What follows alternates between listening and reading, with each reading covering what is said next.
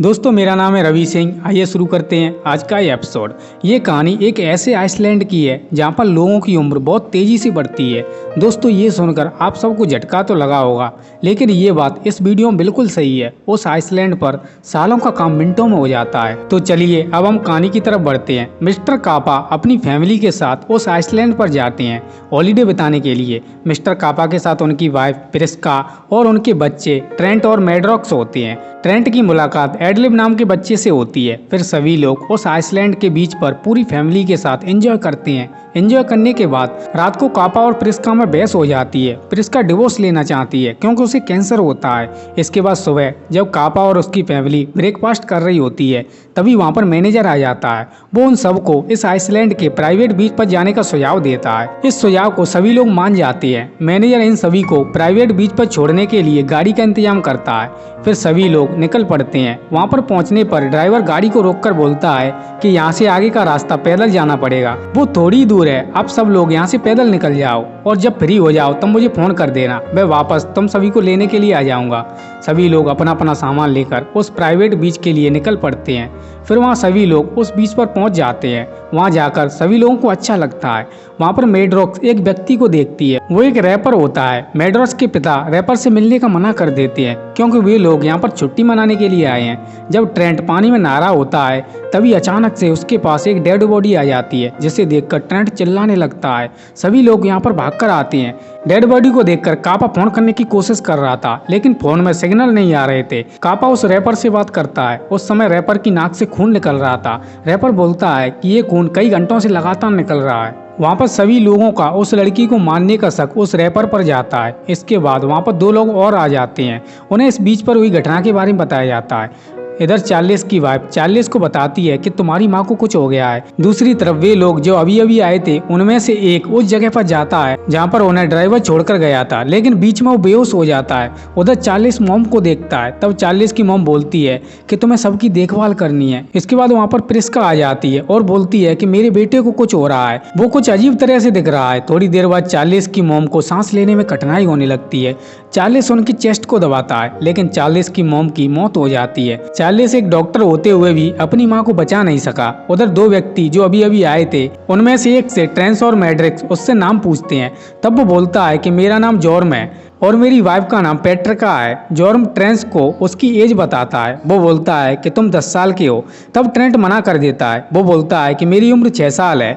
जॉर्म और पेट्रिका समझते हैं कि उनसे मजाक कर रहा है। तभी यहाँ पर प्रिस्का आ जाती है। वो बोलती है क्या आपने मेरे बच्चे को देखा है? तब ट्रेंट उन्हें अपनी आवाज देता है। प्रिस्का उसे देखकर हैरान हो जाती है। वो बोलती है तुम इतनी जल्दी बड़े कैसे हो गए? अचानक वो रैपर उन चट्टानों की ओर चला जाता है। उसके पीछे चार्लिस भी जाता है, लेकिन वे दोनों बेहोश हो जाते हैं। इसके बाद प्रिस्का बोलती है कि मुझे अपने बच्चों को हॉस्पिटल लेकर जाना है।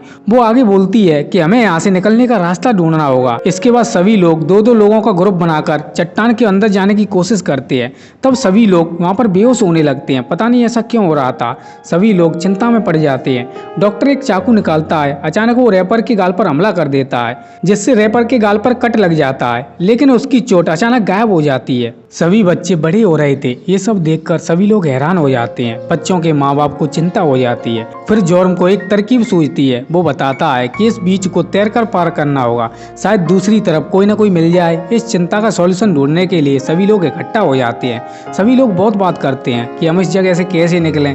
प्रिस्का बोलती है कि शायद बच्चों में कोई वायरस आ गया है, इसलिए वो जल्दी बड़े हो रहे हैं। प्रिस्का की तबीयत बिगड़ने लगती है। तब जार्लिन उससे पूछता है कि तुम्हें क्या हो रहा है? तब वो बताती है कि मुझे ट्यूमर है। तब जेरेन उस ट्यूमर को देखता है। ट्यूमर एक बॉल की तरह लग रहा था, जिससे प्रिस्का बेहोश हो जाती है। ये लोग प्रिस्का के शरीर से ट्यूमर निकाल लेते हैं। सभी लोग समझ जाते हैं कि इस बीच पर टाइम का कुछ अलग ही चक्कर है।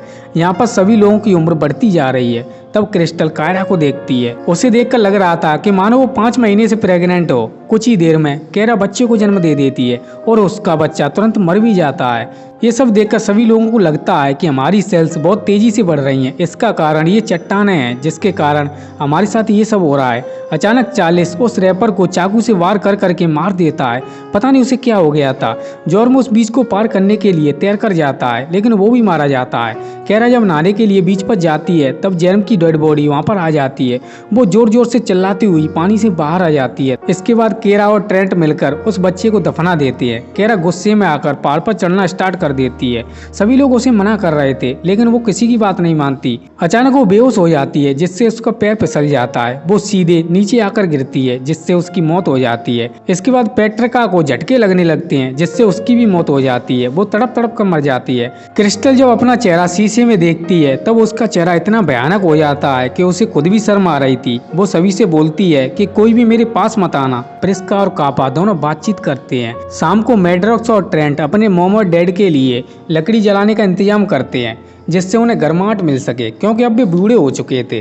तभी मैड्रॉक्स को एक किताब मिलती है, उसमें इस बीच का जिक्र था। उस किताब में यहाँ पर जितने भी लोग आ चुके हैं उनका एड्रेस और उनका नाम लिखा था। ट्रेंट की नज़र बहुत दूर एक चमकीले सामान पर पड़ती है। वो मैड्रॉक्स से बोलता है कि ये कैमरा है जो हम सब पर नजर रख रहा है। उधर प्रिस्का और काफा दोनों आग के सामने बैठे थे। तभी यहाँ पर चार्ल्स आ जाता है। वो कापा पर चाकू से हमला कर देता है। प्रिस्का उसे बचाती है लेकिन चाकू उसे भी लग जाता है। कापा प्रिस्का को हटाकर बोलता है कि तुम बच्चों को बचाओ। फिर प्रिस्का बच्चों को बचाने के लिए पहुंच जाती है। वो बच्चों से बोलती है कि तुम यहाँ से जाओ और छुप जाओ। तब सभी बच्चे वहाँ से चले जाते हैं और एक चट्टान में छुपने लगते हैं। वहाँ चट्टान के अंदर क्रिस्टल होती है। वो बोलती है कि मुझे किसी के साथ नहीं रहना। ट्रेंट के हाथ में एक माचिस होती है। वो उसे जलाकर देखता है तो क्रिस्टल बोलती है कि तुम इस रोशनी को बंद कर दो। क्रिस्टल उन दोनों को मारने के लिए वहाँ पर एक पत्थर उठा लेती है परंतु वो पत्थर उसके ऊपर ही गिर जाता है क्योंकि क्रिस्टल की हड्डियां काफी कमजोर हो चुकी थी। क्रिस्टल उन्हें मारने के लिए आती है लेकिन उसकी हड्डियां चकनाचूर हो जाती हैं जिससे उसकी भी मौत हो जाती है। दूसरी तरफ प्रिस्का को जंग लगा चाकू मिल जाता है जिससे वो क्रिस्टल को मार देती है जिससे क्रिस्टल की भी मौत हो जाती है। इसके बाद धीरे धीरे प्रिस्का और कापा भी मर जाते हैं क्योंकि अब वे लोग बूढ़े हो चुके थे।